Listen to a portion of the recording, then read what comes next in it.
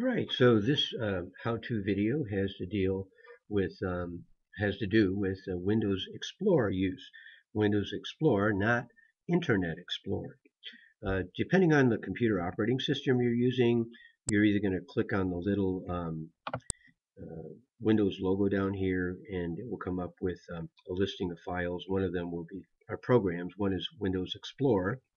I have a little icon down here for it, a little shortcut to bring it up.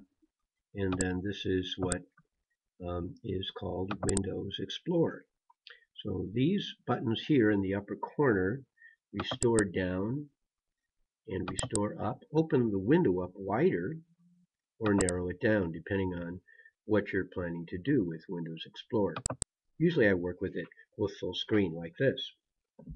So let's explore Windows Explorer. Over here in the far left, we have an elevator bar that you can move up to the top of the listing that you see over here. And what we see over here on the left are various locations on your computer system. Here is a desktop location showing you everything then that is on your desktop, all the shortcuts and any files you've stored there. Here's a video folder, shows me what videos I have in that particular folder. Recent places, if you have that option, will show you where you have been recently on your computer system, and so on. So that's what all those are all about. Let's go down, scroll down, and you should see some place called Computer. And if you click there, you will see a listing of all the different devices that are plugged into your computer. Here, you see I have a hard drive, an external hard drive called World's Fair. It's an E drive. Over here, I have a DVD player. I don't have a DVD disc in there, but if I put one in and I click there, it would open up that particular disk so I can look at it. Network locations. These are network options, that files that I have up on the network somewhere. And then down here is a portable device, my iPhone, which is plugged in. And if I double click that, I can see that it comes up with my internal storage. I double click and there's a DCIM file folder and a subfolder there. And here are a whole bunch of pictures that are stored on my iPhone. And so that's the way I can explore all the different peripherals that are plugged into my computer. I'm going to go back to my C drive, which is my hard drive inside of my computer. Let's take a look at what we see here. These are all this is the root level, the very top level. C colon is the top level of my hard drive that's inside of the computer. Usually the hard drive in your computer is called C. Windows will name the various drives that are plugged into it according to drive letters. So the first drive letter is C, then D, then E, all the way up to Z. So those are the drive letters that are being used to tell you locations on your computer system that store files. If I look down in this long listing, I see I have a folder called Users. I'm going to double click that. And depending on who is authorized to use your computer, you may see a number of people that are listed as users. Usually on your own computer, you're going to be the only one that has a folder there, with the exception of an all user folder, a default folder, and so on. But my username is Carl, so I'm double click there. And then this shows me all of the locations that are within my particular user profile, it's called, on my computer system. Down here is my documents. I double click that and get a listing of all of the files that are there on my computer system under documents. Notice also here these columns. We have a name column, a date modified column, a type, and a size. These are the headings over the columns. If you want to sort your files in a particular folder according to any of these categories, you simply click on the heading. So I'm going to click on Date Modified with my left mouse button, and it sorted all of my files in that particular folder according to the date that it was saved or modified. So here, these are a listing of words that a dog named Amelie knows. And if I wanted to see that list, that listing, I could just double click it and open it.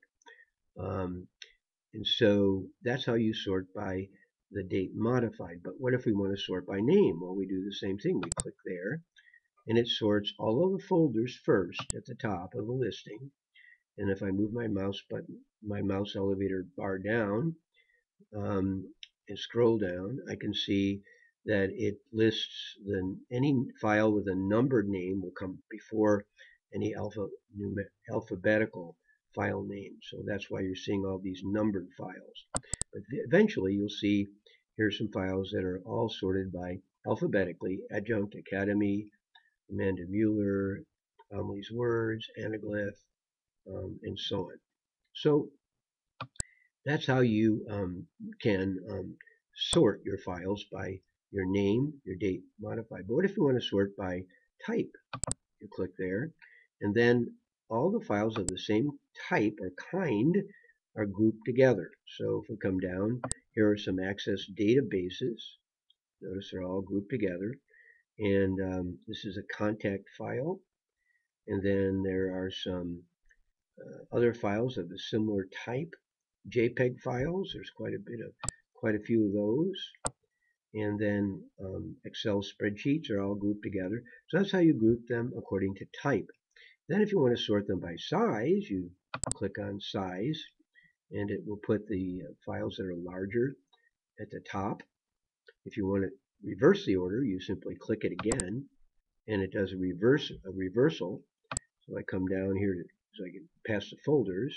You can see these are very small files now. I click again, and it brings the larger files up to the top of my list. So this is a very handy thing to do when you want to get a sorted list of your files using Windows Explorer. Now let's go over to one of the files. I'm going to pick this water fountain file. And if you hover over it, it tells you certain information. The item type is a JPEG image. The photograph was taken on the 1st of September 2014 at 4:59 a.m. The tag that's inside of that file is called September 1st. There's no rating on it. The dimensions or the size of the file is given in pixels, and the size of the file is 6.60 megabytes. So it gives you quite a bit of information just by hovering over the file. If you right button click on the file and then move to Properties and left button click there, it will come up and give you even more information about the file. It tells you when it was created, modified, and accessed. And then under Security, you can see who has access to it, what access you have to it, and so on there. And then over here under Details, you can see if there's some more metadata that's embedded in this file. Cursor down and see the horizontal resolution, dots per inch if it prints, a bit depth, all kinds of things. And here it tells you what camera took the photograph, Canon, Rebel. So it gives you quite a bit of metadata about the particular file. If you're interested in what the metadata is, you can copy this into a different file, like a Word document or something. I'm going to cancel that. So anyway, that's how you can use the Windows Explorer to sort your folders and so on. Another thing you can do is search your documents. So we go up here. I'm in my Documents folder here. If I want to search in this folder, I click on the search option, and let's say I want to look for something like chapter space 7. So I started CH7, and you'll notice now it came up with files that have CH7 either in the name of the file or somewhere inside of the file. If you want to hone that down a little bit, if you want to look at just PPT files, you can just look for PowerPoint files. If you want to look for DOC files or Word documents, you can do that. And if you want to look for JPEG files, you can just look for those in this particular folder. So that's what it's looking at in the folder that I have as my focus folder, I call it. Over here, if I want to change the width of this particular window here that shows, I can hover over this line until I get a double-headed arrow and hold my left mouse button down and drag it over so I can see a little bit more of the directory structure that I'm looking at. If I want to come down to like my pictures, and then I want to do another search, I can come over here under pictures and I can say look just for maybe TIFF files, TIFF,